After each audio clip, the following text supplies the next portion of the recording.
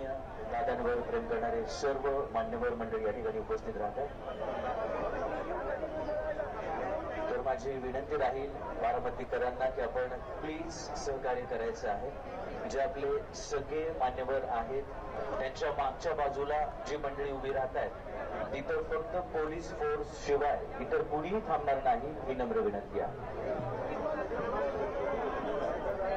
अजीत पवार की अंतिम यात्रा उनके काटेवाड़ी आवास से शुरू हुई। पूरे राजकीय सम्मान के साथ अंतिम विदाई देने की उन्हें तैयारी की जा रही है। 6 किलोमीटर की दूरी तय करने के बाद जल्द ही शमशान घाट की यात्रा पहुंची और बड़ी संख्या में उनके समर्थक भी यहां पर मौजूद हैं। अंतिम विदाई अजीत पवार को दी जा रही है।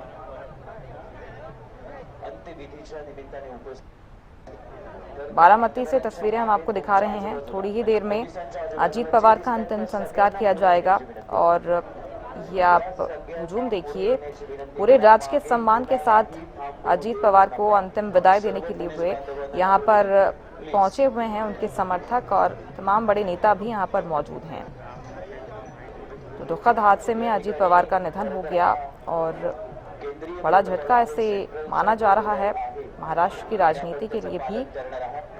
और जिस तरह से उनके समर्थक यहाँ पर जुटे हुए हैं, तमाम बड़े नेता भी यहाँ पर पहुंचे हुए हैं अजीत पवार को अंतिम विदाई देने के लिए।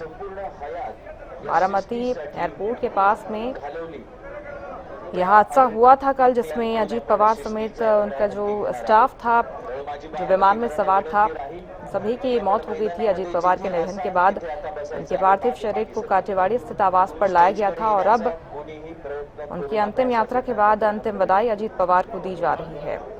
बारामती से ये सीधी तस्वीरें हम आपको दिखा रहे हैं।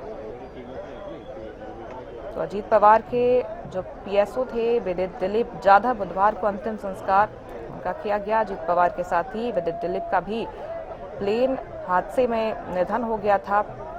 बारामती के विद्या प्रतिष्ठान मैदान में तमाम तैयारियां की गई हैं अंतिम संस्कार के लिए और अंतिम विदाई यहां पर महाराष्ट्र के डिप्टी सीएम अजीत पवार को दी जा रही है। आपको बता दें कि हादसे में पवार के सुरक्षाकर्मी, 2 पायलट और 1 महिला क्रू मेंबर समेत 5 लोगों की जान चली गई।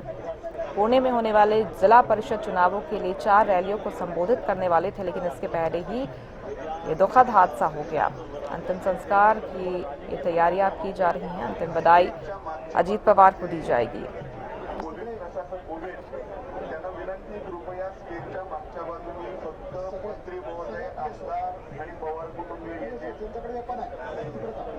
बाकी कोणीही स्टेजच्या मागच्या बाजूच्या गेट